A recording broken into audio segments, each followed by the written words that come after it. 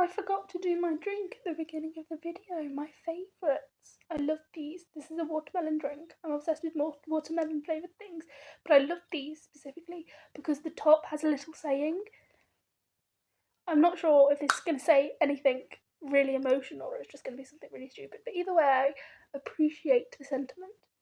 Oh, it says you're the best because everyone watching is the best. Stop focusing on my face. Focus on the thing. How do I get things to focus?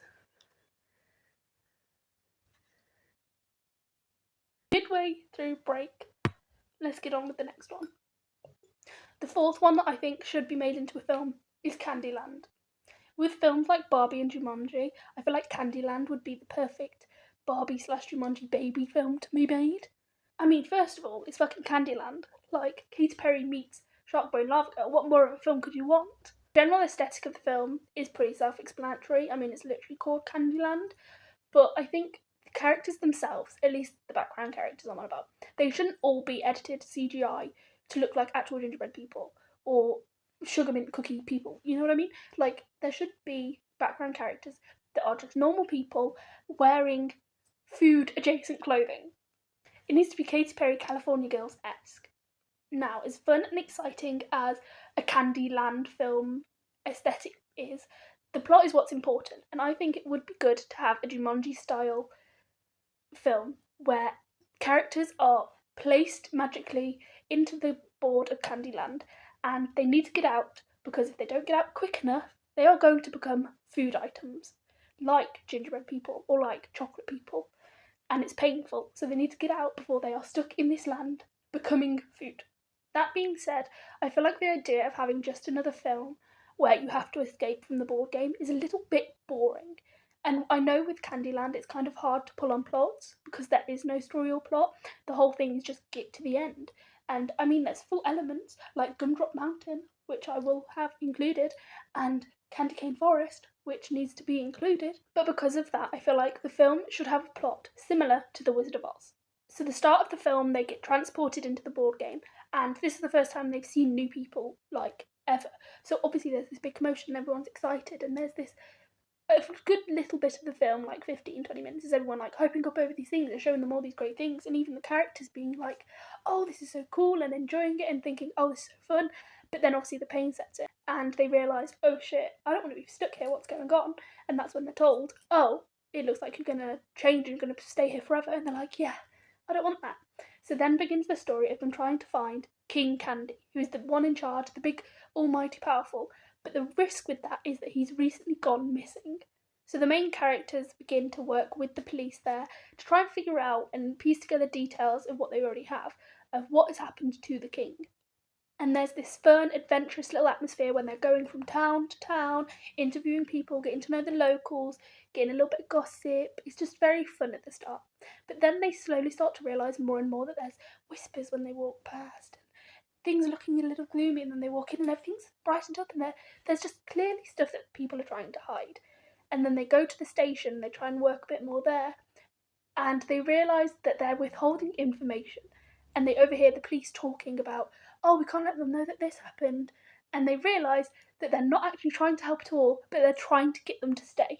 So the group then has to fight off the main big town and try and find their way into what I think should be the forest. The forest should be a large part of this whole conundrum, and I think the forest is a good place to start. So they have to fight everyone off and run to the forest and lose people, and when they do, they regroup and think, okay, how are we going to save this? And then they hear noise and they turn, and it's the princess. Now the princess is someone that they met earlier, because obviously they were doing like interviews and talking with people, so obviously they were going to talk to the princess. But the princess was someone who also had their suspicions about the town, but they wasn't able to prove it. And with being the princess, people are going to hide a lot more from you than these new people in town. So she comes over and is like, listen, I snuck out, I want to help you, I need to find my dad, I need to know what's going on. And at first the group's like, I don't know, this is all suspicious, you could be a spy. But she eventually proves herself and they go on the adventure together. And she also proves helpful because this is her kingdom, it's her town. She has people that she can hide with that will respect her no matter what. But also she just knows the layout, she knows the vibe and how to interact with people and how to disguise themselves, which comes in handy when they're going through the forest and fighting beasts, and she knows how to fight the beasts. Or they go to a different town and they know how to sneak around places. She just comes in very handy and is like the main navigator, then say, of this whole adventure while they're trying to find out what happened to the king. So then obviously the rest of the film would be them going on this mystery, trying to figure out what happened, talking to people, fighting with people, learning how to fight a bit better with these weapons, learning new skills, disguising themselves, getting to know the princess a little better, maybe a little romance that they have to say goodbye to at the end of it. Maybe she even comes to the real world. I don't know. And I don't even know what has happened to the king because I never thought that far. I don't have to make everything. I can give you a concept and tell you to get on with it. But also, don't just get on with it. Let me get involved and let me help.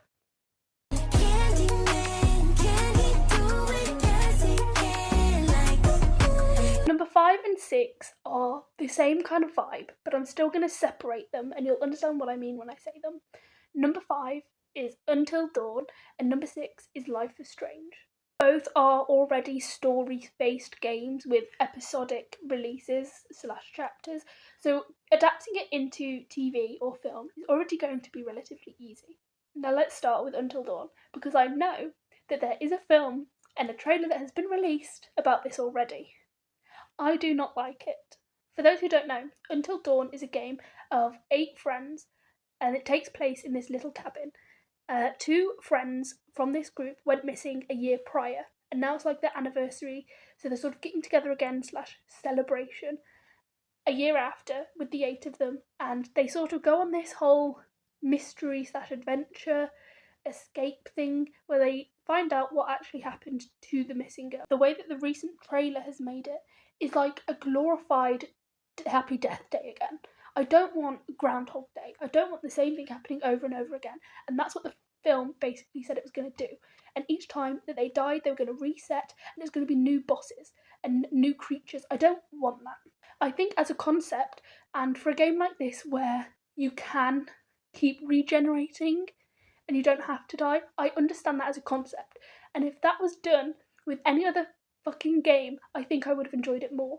But because I love story-based games and this is such a good story game, I don't like the fact that they basically erased it.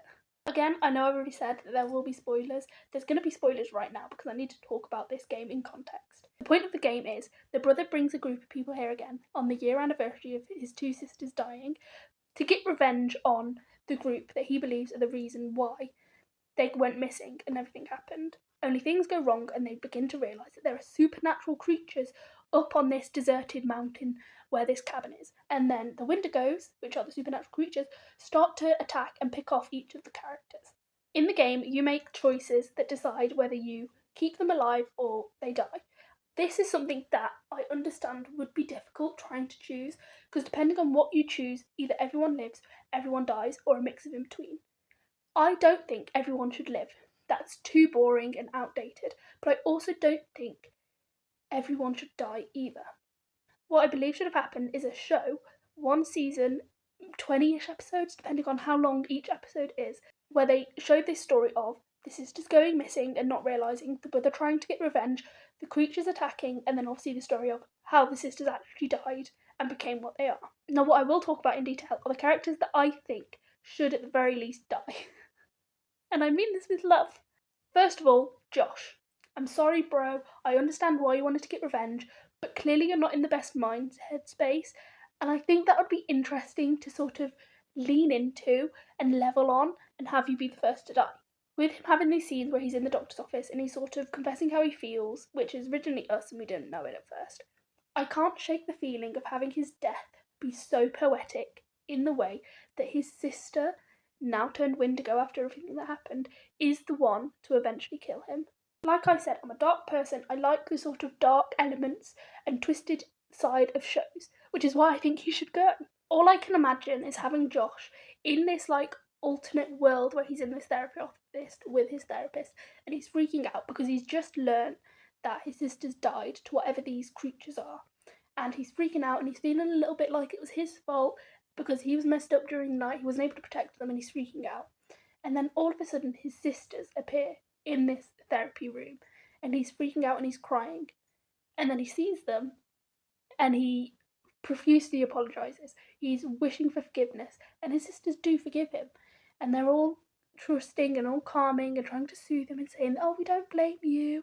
And they embrace in this family hug of, "It's okay, it's not your fault, we forgive you." And in the background of the therapy office, there's just this weird goo that's starting to trickle from the walls. And then as they're hugging for longer, it gets darker, and then you realise it's red and that it's blood. And then it cuts away to reality, which is his Wendigo sister ripping him to shreds. There's something so oddly poetic and gruesome about having his sister both kill and eat the twin and him. I eat, oh, it's just, oh. And having Mike live to go on and kill this Wendigo, which was at one point Hannah, and having her as a character kill both of her siblings, and then eventually be killed by the man that she had a crush on, which started this whole debacle in the first place. Are you joking? On the other side of it, I feel like Jessica and Emily are respectively the top two that I think should live. Jessica, because at the start she was seen as this airheaded party girl, a bit bitchy and doesn't really care, and I am a sucker for bimbos turned bad bitch. So legally she has to survive, what do you mean? And Emily surviving when she's this mean fashionista that is snippy with everyone and doesn't really give a shit, it seems almost like karma if she died, and for that exact reason she should live. Having her be face to face with death and realising, oh shit, if I died, the only legacy I would have left behind me is being an absolute fucking bitch. And I don't want that for myself. And being faced with the reality that I need to change. I was not a good person. I am not a good person. I need to change and be more considerate of everyone. But to the extreme that she just starts self-isolating herself. And the end of the film is obviously hinted at that, where there's like a flash forward of everyone moving on and making a life for themselves, and then it just cuts to her, and where she was once this really popular bitchy sort of head girl in charge, she's now a really isolated, lonely person, where she's just done a complete switch that clearly isn't healthy, but no one knows how to help her. Aside from those points, I don't really have like a key point of who I think should live or die, or things that should and shouldn't happen, unless it's the fact that Wendigos should definitely be in there, and they should definitely be a key factor, and it definitely shouldn't be repeating the same day until you win. And then finally, Life is Strange, which is another favourite of mine, if not, no, probably my number one favourite game. I love this game so much. I actually used it as inspiration for my final A-level photography project. Like, I use this in everyday life. Now I know I put work and thought into all of these stories and possible plot lines, and it's sort of a joke that, oh, if they happen, it would be fun if a Life of Strange film, TV show, miniseries, online fan made thing, anything is to come from this video, or in general, and I am not a part of it, I will be fuming. I need to be in the room where it happens for a Life of Strange show. So please, if you could, just write my name, the social media is in the description, drop me a little DM, a little email, so that I can help you with this. Because this is my life's work. Now, the kind of Life is Strange that I am focusing on is the main game with Chloe and Max. This is something that I think would work best as a show. I'm thinking one of those shows where each episode is like 45 minutes to an hour long. The overarching show would be a mix of all three games. What I mean by that is obviously there's the core Life is Strange normal game with Max and Chloe, but then there was also the preview game with Chloe and Amber, and the new game that came out, Double Exposure, which please don't talk about, I haven't watched it. I know it seems ironic me saying that Life is Strange is my favourite game when I haven't played or watched the new game, but the reason for that is because I want to play it myself, and currently I don't have the means or the funds or anything to play it myself, so I have been avoiding any kind of spoilers about this like the fucking plague. I don't know if it's going to be in a few months, in a few years. It might be centuries from now when I finally sit down and I have my own PC and I'm able to buy the game and I'm able to play it. But that was a sacrifice I'm willing to make to have this experience be solely me in the game. And I need to have that for myself. But that doesn't mean that I wouldn't be open to having it in the show. So the main core of the show would be Max and Chloe, and following their relationship, where there would be flashbacks to both when they were children and when they were friends, and then the changeover from when Max left and left Chloe alone, as well as flashbacks to Chloe and Amber's relationship, which I didn't originally plan this, but I am wearing the plaid for her. So, like, let's just pretend that it was planned and that this was my masterful plan and I'm just that ahead of the game. Anyway, there would be links to their past relationship, especially when they get closer, Max and Chloe. Because obviously, not to spoil anything, but there's going to be a main relationship and it is going to be Chloe and Max. Like, you can't, it's always Bay over Bay, through and through. So there's going to be links where they get closer and we draw on parallels between Max and Chloe and Amber. And that differentiation, her moving on, her looking back and thinking, I can't do this, just drawing on parallels. I love parallels, parallels, parallels, parallels.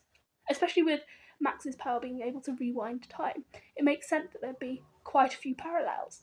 I also love the idea of having Chloe compartmentalise everything that happened with Amber. Obviously, there's a point in the show where we realise what happened to Amber and why she went missing and everything.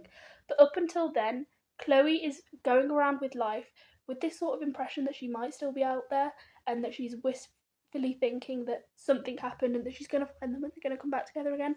But through finding her, she's also connecting with this old friend and starting to have new feelings and coming to terms with what that means, especially if she was already in this relationship and suddenly she likes someone but she's not here. Is she even alive? And having that really brought out and symbolised in like a whole episode would be something so monumental, because although it's like briefly mentioned in the games itself, it's only a short game in the grand scheme of things, and she isn't the main character. Max is the main character. So finally having a show where we can go to each individual character and show their input, where we see Kate by herself without Max there and she's being bullied, or seeing Chloe's mom or her stepdad, and just having those mini storylines that maybe aren't even from the show directly but are like hinted at, and we finally see them in person and everything comes together. That's what I want to see. Because of having these two games sort of overlapping in a long scale kind of way, I can see this easily being broken into 2 seasons, maybe 3 at a push. The way I would break this up is having season 1 end with Max looking into that photo of her and Chloe when she was younger and changing the universe, thinking that she's done better, and then obviously flashing forward and realising she messed up and there's a new universe and Chloe is immobilised. Season 2 would then basically pick up immediately where it left off from season 1 and follow the game throughout then. And the ending of season 2 would be when it's the big party and they're trying to warn Victoria about Nathan and that whole scene. And then finally the ending of the episode would be finding Rachel and realising, oh shit, it was Mr. Jefferson the whole time. The only problem I have with that is the content from the games to the show in relation to one another. What I mean by this is, with the points that I laid out, it would mean that season 1 from the game content would be episodes 1, 2, and 3, and then there'd be a break. Season 2 would then have to involve around episode 4, and season 3 would pick up from episode 5, which having season 1 be episode 1, 2, and 3, and then season 2 is just based on one episode, and so is season 3. I'm not saying it's impossible. I'm truly not, because as it goes on, more information is revealed, so it makes more sense, especially with the first episodes being establishing the world. So it makes sense in the long scheme of things. I'm just putting it out there that content-wise, there's a bit more to go on in the first seasons than the latter. That being said, it could just as easily be done right and all line up smoothly. And if it does, I love the idea of the first episode of season 3, after they find out that Mr. Jefferson is the one to cause it, when Max is in that room and Mr. Jefferson is torturing her and she's trying to escape. I want that first episode to be an hour-long conundrum where it's just Max in that chair trying to escape and rewinding time over and over and over again, trying different things, watching David die over and over and over and trying different things. And then towards the end of the episode, she has one rewind where she just yells at Mr. Jefferson for everything, for what happened to Chloe, for what happened to Rachel, for what happened with Kate and Nathan and Victoria, and just going on and on about how he's fucked up everything and just getting out all the frustration. And then obviously he's about to kill her and she rewinds. And then after she rewinds that final time, after she got out everything and she yelled and she screamed, she was finally able to rewind and complete the circuit and escape. and then obviously it continues from there and sees hell break loose. But just having the first episode be an hour-long situation of just her trying to escape and seeing all these different ways, and it like starts off fun and she's like doing silly things and blah blah, but then getting more and more serious until she just has that break, she lets loose, and then coming back. But also seeing how that would affect her mentally. Like already, she's going back in time and going to different situations and different timelines and messing with things, which is going to have an effect on anyone. But seeing her interact with Chloe after knowing that she spent so long, like an hour in our time for the episode, but it could have been days or months or whatever, trying to work out how to escape, and having expressed how she felt and had a go at Jefferson, knowing that he wouldn't truly know how she felt and feel that pain. That's what I want to see. That's what I want. Getting in to the nitty and gritty torture. It would also be a pretty good way for season 4 to possibly continue with the newer installments of what happened after the time skip, which I don't think, at least from the little tiny snippets that I've seen, I don't think Chloe is in the new game that was released. I think it's just Max and her adventure into college. But that's fine, because season 3 can just as easily end with her and Chloe going off, because like I said, it's bay over bay.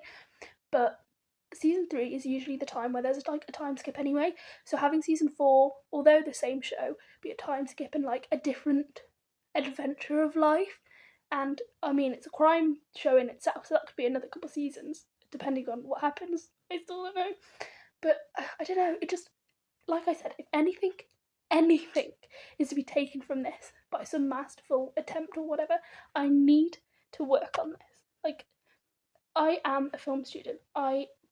Everything that I'm doing is because I love writing stories and seeing things adapted and filmed, and this is something that I need. There's only a handful of projects that, I mean, somewhat unrealistically, want to partake in, and this is one of them. I need Life is Strange to be a TV show. If it's a film, fair enough, give me multiple films, but having it set out as a show, like I said, just multiple episodes, and I need it. I need it. To everyone listening that can do this, put me on the board. Anyway, regardless, people hit me up if you want any of these. I might be doing more deep dives of these. Maybe I could talk about books, like I said, that I want to be adapted into films but have not been. I don't know. But regardless, I've yapped enough. I really thought that this was going to be a slow, short video. Didn't work out that well, so I'm going to leave this video here. I hope everyone has an amazing day. I hope everyone is doing well and keeping safe, and I'll catch you all in the next one. Goodbye! Oh my god.